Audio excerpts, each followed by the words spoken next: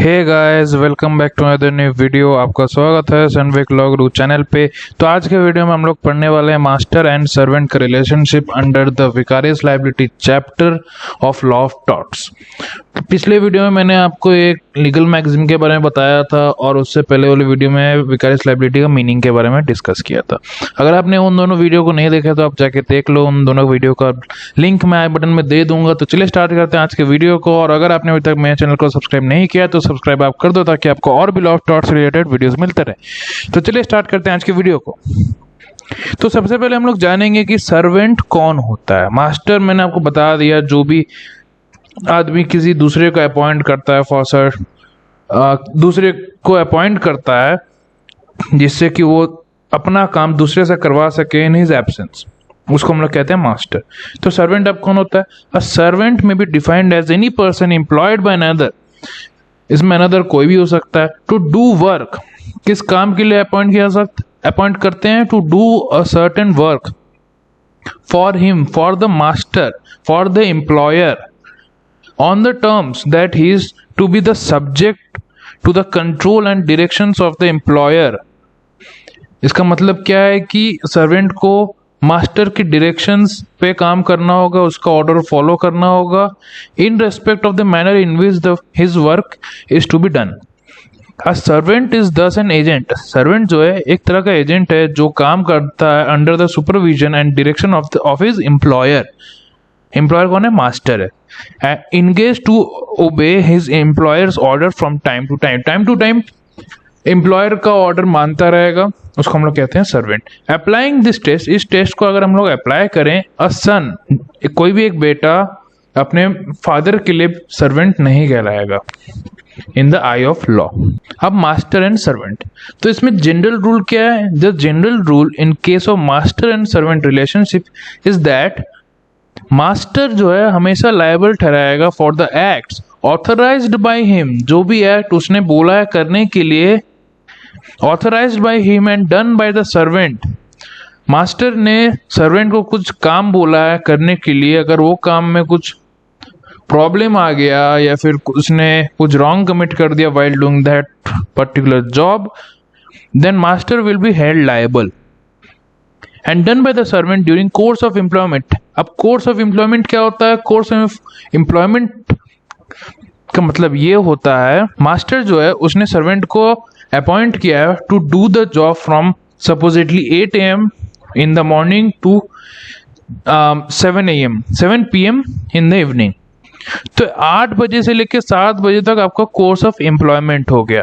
इसके बाहर जो टाइमिंग है, जैसे 7 से मतलब 8 बजे हुआ रात को और 9 बजे हुआ, ये सर्वेंट का कोर्स ऑफ एम्प्लॉयमेंट में नहीं आएगा। अगर सर्वेंट जो है अगर कोई गलत काम करता है या फिर कोई काम को फिनिश नहीं करता है जो एम्प्लॉयर या फिर मास्टर चाहता है कि करे, वो in the course of employment या फिर in the time period of 8 AM to 7 PM, अगर इस दौरान अगर उसने काम नहीं किया, then master will be held liable. जैसे ही 7 बज गया उसके बाद अगर कुछ गलत काम करता है servant, then master will not be held liable, क्योंकि उसका कोर्स ऑफ एम्प्लॉयमेंट में नहीं है। A servant is engaged under a contract of service whereas An independent contractor is engaged under contract for services। अब independent contractor क्या होता है हम लोग अब आगे जानेंगे। Thus for the liability of the master to arise, अगर मास्टर का लाइबिलिटी होना है तो उसके लिए कुछ कंडीशंस नेसेसरी है या फिर सेटिस्फाई करना जरूरी है। 2 कंडीशंस है। पहला, the tort was committed by the servant, ये जरूरी होना चाहिए। जो टॉर्ट जो है, जो रॉन्ग कमिट हुआ है, that must be committed by the servant and not bye the master. Second क्या है? The servant committed the tort, जो सर्वेंट जो है वो उसने टॉर्ट जो है रॉन्ग कमिट किया है during the course of employment. Okay, अब में हम लोग केस लॉज में आ जाते हैं। In Watkins versus Birmingham City Council, एक लड़का 10 साल का लड़का जो स्कूल अथॉरिटीज का हेल्प कर रहा था in distributing milk at the school, जिसमें वो एक स्टूडेंट था। he was not held to be the servant of education authority। क्यों? क्योंकि there was no contract of service, वहां पे कोई कॉन्ट्रैक्ट नहीं था between the school authorities and the student that he will distribute the milk in the school. और भी 2 case laws है। पहला था Lakshmi Narayan Ram Gopal and Sons Limited versus Government of Hyderabad. Second है SJ. Tailoring House versus Chief Inspector Shops and Establishment. अगर आपको इन दोनों case laws के बारे में डिटेल में जानना है तो आप कमेंट सेक्शन में बता सकते हो। हम लोग अब आगे बढ़ते हैं। काइंड्स ऑफ लाइबिलिटीज, कितना तरह का लाइबिलिटीज आता है जब मास्टर एंड सर्वेंट का रिलेशन का हम लोग बात करें। तो पहला आता है liability of master to third person. इस केस में क्या होता है, इस केस में होता है कि मास्टर जो वर्क देता है, कुछ काम देता है, मतलब मास्टर का कोई काम है, सपोजिटली ए मास्टर है, बी सर्वेंट है, सी थर्ड पार्टी सपोजिटली।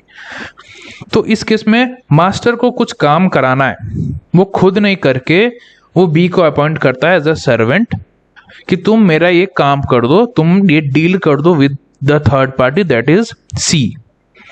अगर डील में कुछ गड़बड़ करता है servant, then the third party जो है वो स्यू कर सकता है मास्टर को डायरेक्टली। तो इसमें लायबिलिटी किसकी तरफ रहेगा, मास्टर की तरफ। Second, liability of servant to third person. ये भी हो सकता है कि जो थर्ड पार्टी है या फिर थर्ड पर्सन जो है वो सर्वेंट को स्यू कर सकता है। Third, liability of master to servant. अब मास्टर का भी लायबिलिटी हो सकता है कि सर्वेंट ने मास्टर को स्यू किया, या फिर उल्टा भी हो सकता है, liability of servant to master. अब हम लोग बढ़ते हैं next, the course of employment. जैसे कि मैंने आपको पहले ही बता दिया कोर्स ऑफ एम्प्लॉयमेंट का मतलब क्या होता है, तो यहाँ पे हम लोग वही पढ़ने वाले। अब master can be held liable for the act of his servant only if the act is done under the course of employment. An act, कोई भी act फॉल करेगा या फिर रहेगा under the course of employment if, अगर वो authorise रहता है बाय द मास्टर, अगर मास्टर ने ऑथराइज किया है उस पर्टिकुलर एक्ट को या फिर उस पर्टिकुलर पीरियड ऑफ टाइम को, then that act will fall under the course of employment. It is wrongful mode of doing an authorized act. इसका मतलब ये आता है कि मास्टर जो है वो लायबल ठहराएगा even for those acts which he has not authorised as long as the act is done is in furtherance of the act authorised by the master. Okay, अब हम लोग आते हैं इंडिपेंडेंट कॉन्ट्रैक्टर। ये नया टर्म आपको लग रहा होगा कि इंडिपेंडेंट कॉन्ट्रैक्टर क्या होता है। तो इसका जनरल रूल क्या है? The general rule is that although an employer is responsible for the negligence and other wrongs doing of his servant, जैसे कि हम लोग जानते ही हैं कि अगर सर्वेंट ने कोई गलत काम किया है तो मास्टर जो है या फिर एम्प्लॉयर जो है उस सर्वेंट का वो हमेशा लायबल ठहराएगा या फिर वो हमेशा रिस्पॉन्सिबल ठहराएगा। But the employer will be not responsible for that of an agent who is not a servant but an independent contractor. अगर एम्प्लॉयर ने अगर कोई इंडिपेंडेंट कॉन्ट्रैक्टर को एम्प्लॉय किया है as an agent, then the employer will not be held liable nor is the employer liable for the wrongs of the servants engaged by the contractor to do the work. Case law ले लेते हैं। In Reedie versus L&W railway, the railway company has employed certain contractors. यहाँ पे contractors जो आता है independent contractors आता है to construct a railway line. Independent contractor जो है इसका यहाँ पे क्या मतलब आता है, सर्वेंट को आप क्या कर सकते हो, सर्वेंट को आप डायरेक्शन दे सकते हो, ऑर्डर दे सकते हो कि तुम ऐसे काम करो वैसे काम करो। सपोजिटली एक एग्जांपल ले लेते हैं, आप ओला बुक करते हो या फिर उबर बुक करते हो, उसमें जो ड्राइवर आ जाता है उसमें आप ड्राइवर को बता सकते हो कि आपको कहाँ पे जाना है, कौन सा एड्रेस पे जाना है, कौन सा आपका क्या डेस्टिनेशन है, आप वो बता सकते हो। ये आप डायरेक्शंस दे सकते हो, तो ये आपका वो सर्वेंट की तरह काम करेगा। वो साथ ही साथ इंडिपेंडेंट कॉन्ट्रैक्टर भी है। क्यों? क्योंकि आप उसको ये नहीं बता सकते हो कि आपको कैसे ड्राइव करना है, कितना स्पीड में ड्राइव करना है, वो आप उसको नहीं बता सकते हो। वैसे ही इस केस लॉ में भी यही चीज एप्लीकेबल है। जो कॉन्ट्रैक्टर लोगों को जो काम दिया गया है कि तुम रेलवे लाइन का कंस्ट्रक्शन तुम करोगे, तुमने सिर्फ दे दिया, एम्प्लॉय कर दिया, कॉन्ट्रैक्ट दे दिया, कॉन्ट्रैक्ट में तुमने एंटर कर गए कि तुम ये पर्टिकुलर कॉन्ट्रैक्टर्स जो है ये लोग रेलवे लाइन को कंस्ट्रक्ट करेंगे। अब तुम ऐसे उसको नहीं बता सकते हो क्योंकि वो लोग इंडिपेंडेंट कॉन्ट्रैक्टर है, तो आप उसको नहीं बता सकते हो कि तुमको ये कंस्ट्रक्शन जो है किस तरह करना है, कैसे करना है, रेलवे लाइन को कैसे बिठाना है, रेल लाइन कैसे बिछाना है, वगैरह वगैरह, आप वो नहीं बता सकते हो। It so happened that one of the servants engaged by the contractor in constructing a bridge over the public highway negligently allowed a stone। यहाँ पे क्या हुआ, यहाँ पे नेग्लिजेंस के कारण जो कॉन्ट्रैक्टर जो काम कर रहा था, कोई एक कॉन्ट्रैक्टर सपोजिटली ए, वो जो काम कर रहा था ब्रिज पे, वहां से कोई एक तो पत्थर या फिर कुछ गिर गया नीचे, जो पास हाईवे था बगल में, वहां पे गिर गया, वहां पे पासर बाय को वो पत्थर जाके लग गया। तो it was held that the defendants were not liable. इसमें डिफेंडेंट कौन है, जिसने वो काम किया बाय नेग्लिजेंस, नेग्लिजेंटली एक्सीडेंटली हो गया वो काम। अब इस रूल जो है general rule 2 as independent contractor, इसका कुछ एक्सेप्शंस है। There are however certain important exceptions to the rule that a person employing an independent contractor is not liable for his wrongs committed by the independent contractor in the following cases। अगर supposedly जो independent contractor है और जो आपने contract में enter किए हो कि आप उसको बोले हो कि तुम कोई गलत काम करो या फिर ड्रग डीलिंग तुमको करना है, आप कैसे करना है आपने वो नहीं बताया, आपने इसी बोला कि तुमको ये ड्रग डीलिंग करना है, देन उस केस में मास्टर जो है, जो एम्प्लॉयर है, वो लायबल ठहराएगा। ये आपका एक्सेप्शन में आता है।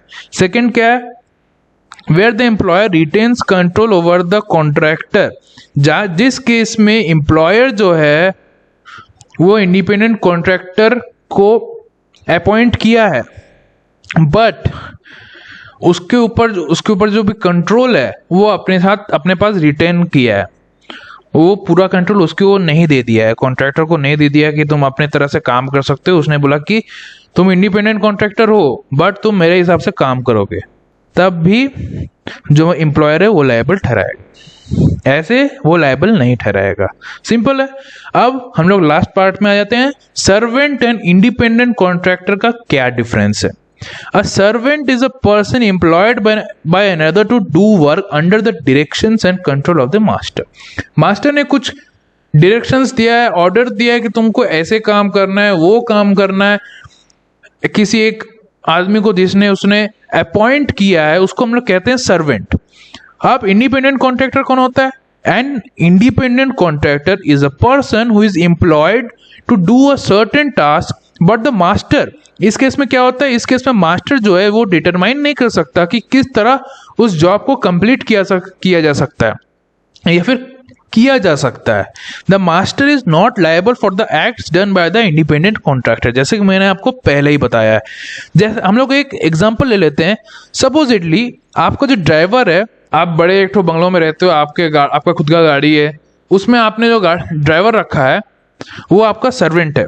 आप जैसे चाहे उसको डायरेक्शन दे सकते हो, या फिर किस स्पीड में चलाना है, कैसे चलाना है, आप उसको डायरेक्शंस ऑर्डर दे सकते हो, वो आपका सर्वेंट हुआ। इंडिपेंडेंट कॉन्ट्रैक्टर कैसे हुआ?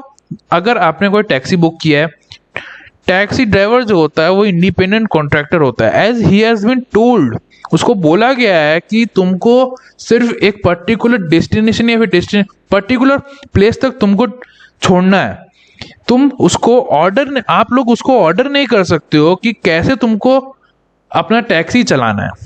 आई होप कि आपको ये कंसेप्ट विथ एग्जांपल क्लियर हो गया होगा। अगर वीडियो अच्छा लगे तो लाइक कीजिए, शेयर कीजिए, सब्सक्राइब करना मत भूलिए, ताकि आपको और भी law of torts related videos मिलते रहें। तब तक के लिए बने रहिए मेरे साथ। Thank you. और कोई भी डाउट आए तो आप कमेंट सेक्शन में बता सकते हो। Thank you.